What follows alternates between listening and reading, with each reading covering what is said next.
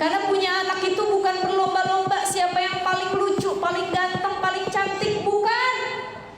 Siapa yang paling wangi, siapa yang paling populer, siapa yang paling prestasi, bukan. Ada punya anak berprestasi tapi akhlaknya jauh panggang daripada api, tidak berakhlak sama sekali, nggak berhasil kita jadi orang tua.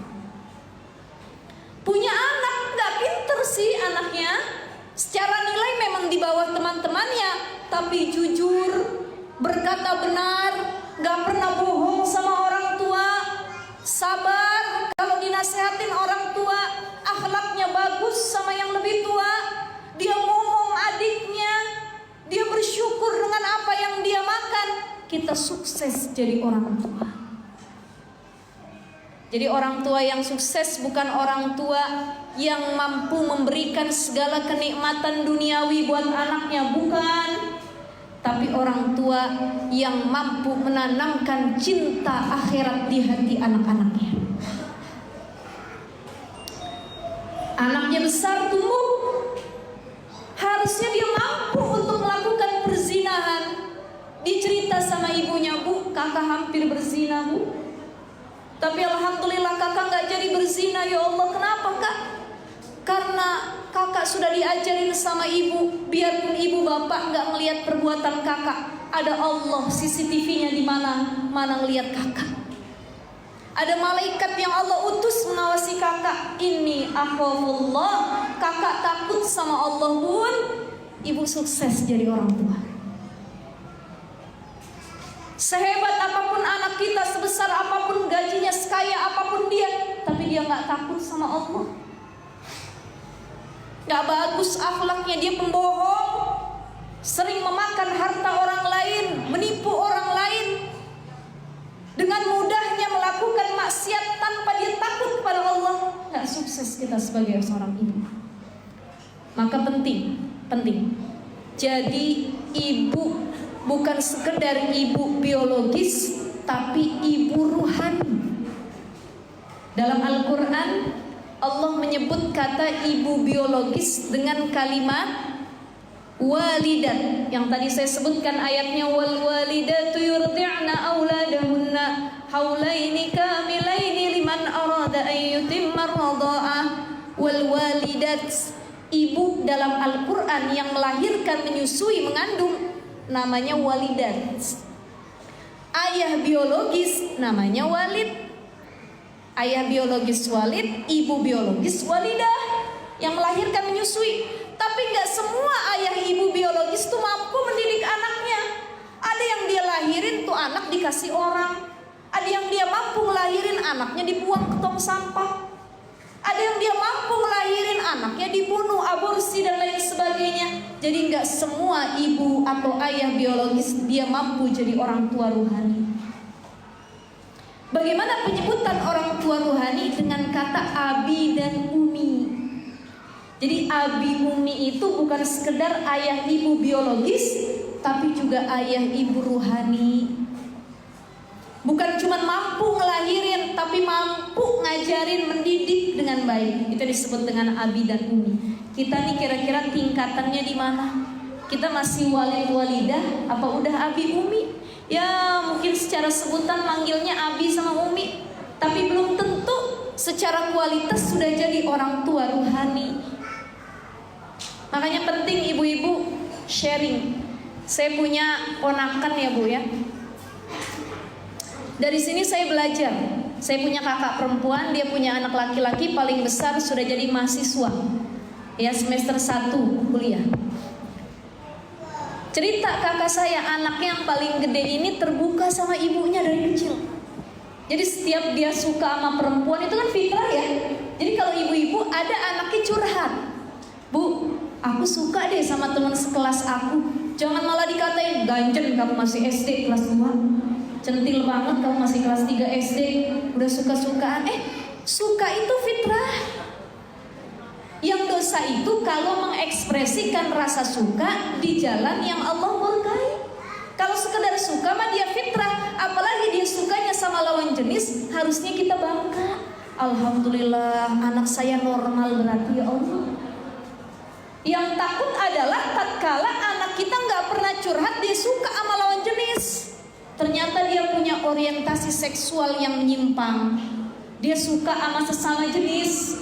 Pantesan dari SD sampai SMA gak pernah bilang, "Mah, ada temen aku tuh yang cantik mah. Ada temen aku yang aku sukain, kayaknya dia juga suka deh sama kakak mah." Gak pernah cerita gitu.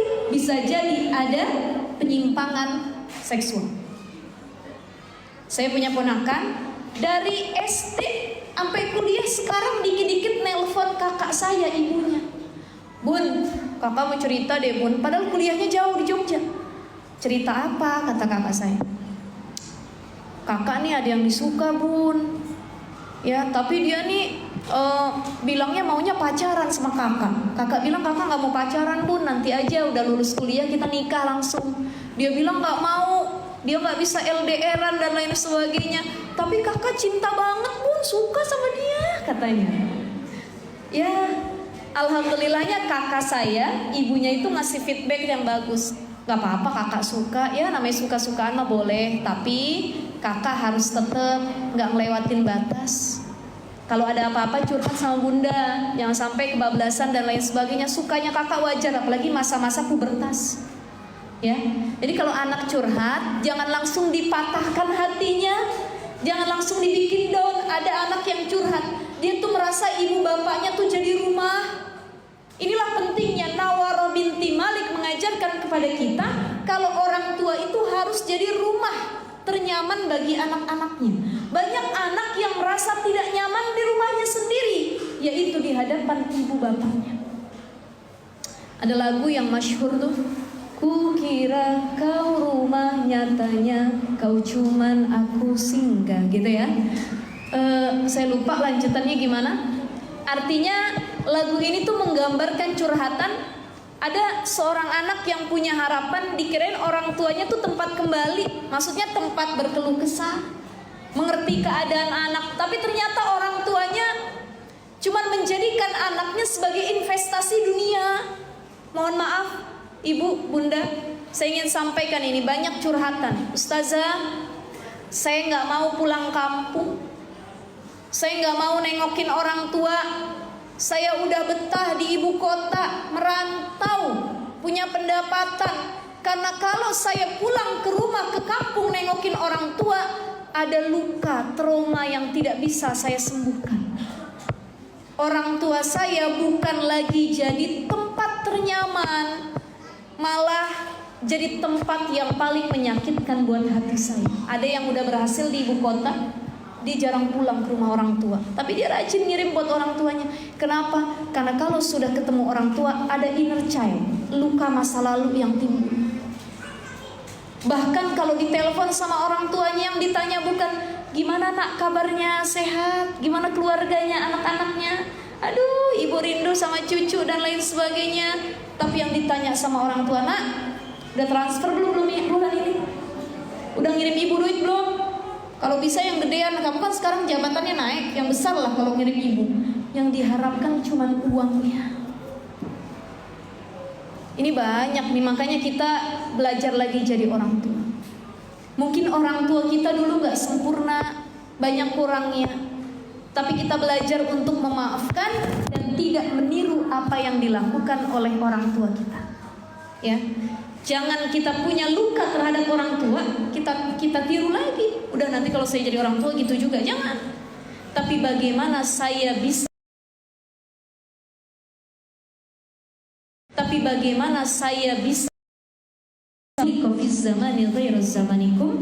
ajarilah anak-anakmu, karena sesungguhnya mereka hidup di zaman yang berbeda denganmu. Ya, pendidikan orang tua kita dulu begitu, kita sama anak beda. Ini yang biasanya sering bertengkar adalah mantu sama mertua. Sekali lagi, masalah mendidik anak, mulai dari anak kecil. Ya, kata ibunya, "Oh kalau demam pakai ini, pakai itu." Kata menantunya, "Nggak bisa bu, itu udah cara tradisional." Kata dokter, "Sekarang kalau demam pakai ini." Berantem. Ya paling tidak bagaimana bisa memilih kata untuk saling menghargai. Karena orang dulu cara didiknya begini, orang sekarang cara didiknya seperti ini. Sekali lagi, jadi ibu yang anak merasa ibu dan ayahnya adalah rumah ternyaman.